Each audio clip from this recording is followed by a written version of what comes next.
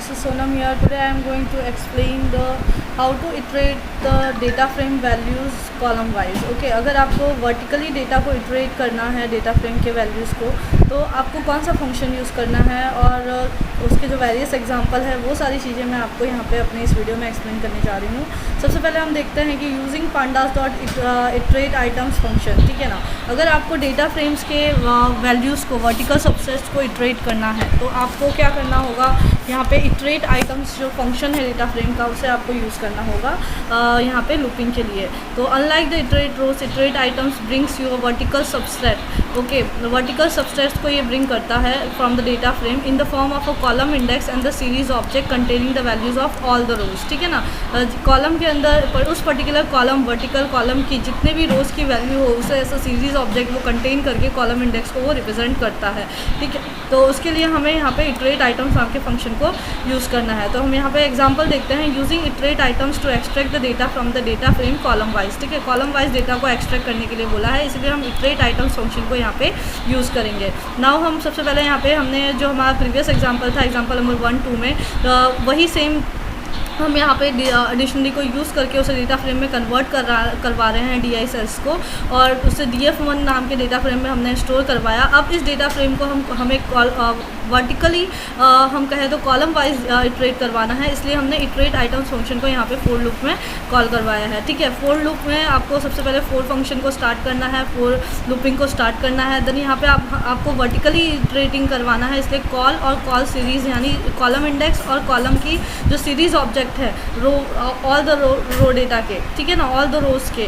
तो वो हमारे कॉल सीरीज़ में स्टोर होंगे। तो फिर उसके बाद हमें यहाँ पे in is a part of यहाँ पे part of a for loop, syntax of a for loop. अब DF1 हमें जो हमारा जो डेटा फ्रेम है उसके रो को उसके ऑल द रोज को इटरेट करवाना है कॉलम वाइज, इसलिए हमने इटरेट आइटम्स फंक्शन को यहाँ पे कॉल करवाया है। सो फर्स्ट जो ये हमारे 3 लाइन ऑफ कोड है, आप देख सकते हो कि सेम इंडेंटेशन को फॉलो कर रहे हैं। दैट मीन्स ये तीनों लाइन हमारे फोर लूप के पार्ट हैं, ठीक है। पहले रो में आपको कॉलम का नेम इस तरह से कॉलम इंडेक्स कॉलम का नेम प्रिंट होगा। सेकंड में हमारा सिंपल सा एक स्ट्रिंग है कंटेनिंग, वो डिस्प्ले होगा।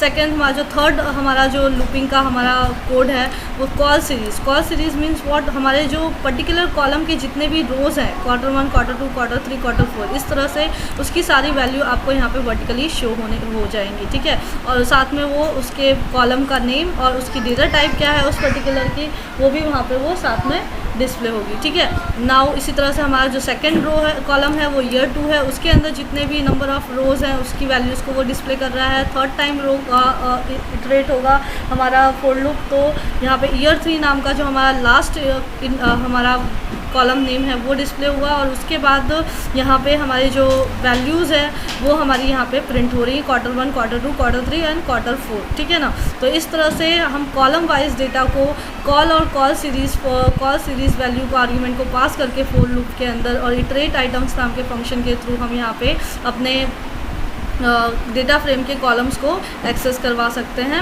आई मीन इटरेट करवा सकते हैं, ठीक है। तो ये this is the one of the way. अगर आपको वही सारे कॉलम्स के रोज़ के नेम आपको इंडेक्स पोजीशन में देखना है, हर एक रो का इंडेक्स पोजीशन देखना है, तो सेम थिंग आपको सेम डेटा फ्रेम को यहाँ पे यूज़ करना है DF1 को।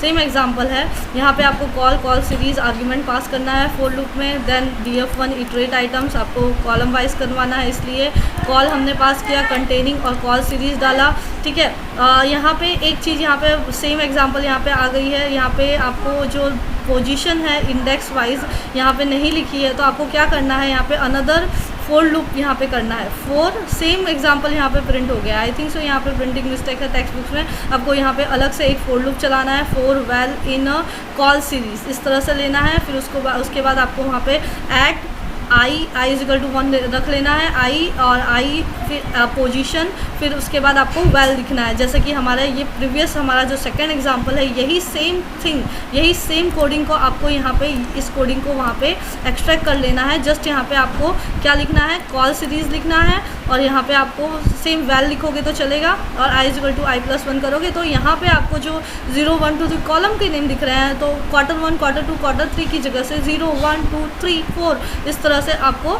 रो जितने नंबर ऑफ रोज होंगे उसके यहाँ पे इंडेक्स नंबर आपको दिखाई देंगे। तो ये 4th एग्जाम्पल हमारा इसलिए था, बट सेम एग्जाम्पल यहाँ पे प्रिंट हुआ है जो कि हमारा 3rd एग्जाम्पल है। ठीक है, तो इस तरह से आपको यहाँ पे कोडिंग यहाँ पे मिसिंग है। बाकी आउटपुट अगर आप देखो तो page number 80, this is the page number 80, 79 और पेज नंबर 80। तो यहाँ पे कोडिंग जस्ट मिसिंग हो गई है यहाँ पे।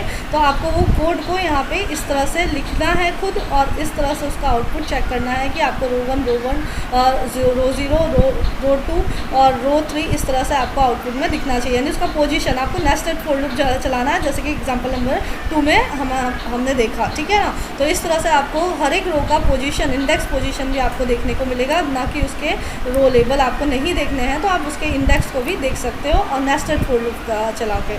तो इस तरह से हमने इटरेट आइटम्स नाम के फंक्शन के थ्रू वेक्टराइज सबसेट को किस तरह से एक्सेस करते हैं डेटा फ्रेम को, वो हमने यहाँ पे सीख लिया है। ठीक है, अब write a program to print the data frame DF 1 row at a time. सिर्फ एक रो ही हमें डिस्प्ले करना है, तो क्या करें, हमारे पास एक डिक्शनरी है जिसके अंदर सिर्फ name and marks, this one is the dictionary, और उसके अंदर 3 रोज़ हैं।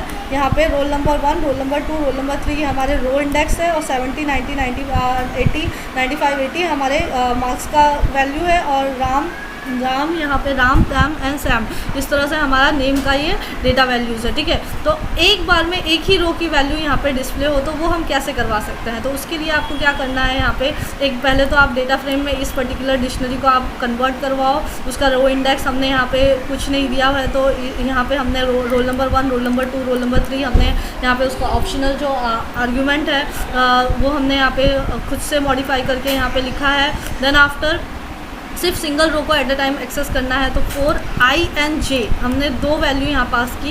इन इटरेट रोज़ की ही यानी हॉरिजॉन्टल वैल्यू को ही यहाँ पे हमने 1 by 1 फैच करवाया। पहले प्रिंट J करवाएंगे। प्रिंट J मतलब व्हाट, प्रिंट J के अंदर हमारा सबसे पहला वैल्यू आएगा 70। देन आफ्टर हमारा यहाँ पे क्या आएगा, डैश, हमने क्या प्रिंट करवाया है, डैश प्रिंट करवाया है। ओके, प्रिंट J के अंदर हमारा यहाँ पे क्या क्या चीज़ें वैल्यू प्रिंट होगी, 70, नेम, और यहाँ पे इस तरह से हमें प्रिंट J के अंदर मार्क्स 70, नेम राम, और नेम और रोल नंबर 1, डेटा टाइप उसकी इस तरह से वैल्यू, यानी प्रिंट J में हमें क्या मिलेगा, पहले एक बार I को प्रिंट करेगा, फिर यहाँ पे J को प्रिंट करेगा, जितने भी हमारे वैल्यूज़ होंगे कॉलम वाइज, एक एक कॉलम वाइज हमको यहाँ पे वो प्रिंट करता हुआ दिखाएगा। तो आपको अगर हर एक कॉलम की इंडिविजुअल वैल्यू को यहाँ पे हर एक रो की इंडिविजुअल कॉलम वाइज आपको वैल्यू को यहाँ पे प्रिंट करना है, तो आप इस तरह से IJ आर्ग्यूमेंट को पास करके इटरेट रोज के थ्रू आप यहाँ पे कर सकते हो। उसी तरह से आपको बस कॉलम वाइज करना है, तो आपको इटरेट आइटम्स करना है। कॉलम में जितने भी हर एक रो के रिलेटेड जो डेटा होंगे, इस तरह से 2 रोज के 2 कॉलम्स के डेटा आपको यहाँ पे हर एक रो के रिलेटेड वैल्यू आपको यहाँ पे मिल जाएगी। तो इस तरह से हम लोग इंडिविजुअल आइटम को, इंडिविजुअल कॉलम को अगर आपको प्रिंट करवाना होता है तो आप इस तरह से आपको यहाँ पे करना होता है। तो यहाँ पे हम देख लेंगे when accessing the row of a data frame using the iterate rows, then by using the row series, हम यहाँ पे रो सीरीज को यूज़ करते हैं। You can print the individual column wise by using the row. देखो यहाँ पे इस तरह से आर रो, इस तरह से आप पास करके इटरेट रोज को भी कर सकते हो, और या तो फिर आप यहाँ पे आर कॉलम, यहाँ पे इटरेट आइटम्स को भी लिख के यहाँ पे आप कॉलम नेम को भी एक्सेस कर सकते हो। तो इस तरह से हमने देखा कि किस तरह से इंडिविजुअल रो की वैल्यू या कॉलम की वैल्यू अगर आपको प्रिंट करवानी है तो आप किस तरह से करवा सकते हो। तो यहाँ पे देखो, एक सिंगल कॉलम की वैल्यू को आपको प्रिंट करवाना है, तो उसके रिलेटेड भी यहाँ पे दिया हुआ एग्जाम्पल। आर हमें रोज़ को करना है तो हमने रो लिखा है, कॉलम होता तो यहाँ पे हम कॉलम और COL कॉल लिखते, और इटरेट आइटम्स यहाँ फंक्शन लिखते, और यहाँ पे कॉल लिखते, और जो भी कॉलम का नेम होता है, यहाँ पे हमारा कॉलम का नेम हमारा क्या है, यहाँ पे नेम एंड मार्क्स है। तो जो भी होगा हम यहाँ पे वो पास करते हैं, हमें वहाँ पे वो इस तरह से उसकी हर एक मार्क्स के रिलेटेड, हर एक रो के रिलेटेड जो भी डेटा आइटम होता वो हमें यहाँ पे मिल जाता। हमारा जो नेक्स्ट टॉपिक है binary operation in a data frame, ये भी हमें हमारे सिलेबस से रिड्यूस हो गया है। तो हमें हमारे सेकंड चैप्टर में सिर्फ यही दो टॉपिक पढ़ने थे, iterate rows and iterate items, ठीक है। तो यही हमारे टॉपिक इंक्लूडेड है हमारे सिलेबस में, तो जो कि मैंने आपको एक्सप्लेन कर दिया। इसके अलावा मैं आपको अगर दिखाऊँ तो हमारा जो लास्ट पोर्शन है ऑब्जेक्टिव टाइप क्वेश्चन का, ठीक है, तो उसमें जो फर्स्ट 2 हमारे यहाँ पे क्वेश्चन पूछे गए हैं वही हमारे सिलेबस में इंक्लूडेड है। तो मैंने उसकी आपको यहाँ पे PDF फाइल में पेज दे दिया है आपके टेक्स्ट बॉक्स का। To iterate over the horizontal subset iterate करना होता है तो हम क्या लिखते हैं, हमारा आंसर क्या होगा, iterate rows. To iterate over a vertical subject, तो हमारा आंसर क्या होगा, इटरेट आइटम्स, ठीक है ना। इस तरह से हमारा ये आंसर हो गया। सिर्फ आगे के जो हमारे MCQs हैं वो हमारे सिलेबस में इंक्लूडेड नहीं है, तो आपको पढ़ना भी नहीं है, इसलिए मैंने सारे MCQs फिर भी मैंने आपको दे दिए हैं। फिल इन द ब्लैंक्स में अगर मैं आपको बोलूँ तो हमारे जो to add 2 data frames you में यूज़ द फंक्शन, हमें ये हमारा सेकंड वाला टॉपिक हमारा सिलेबस में इंक्लूडेड नहीं है, सिर्फ फर्स्ट वाला फिल इन द ब्लैंक्स हमारे सिलेबस में है।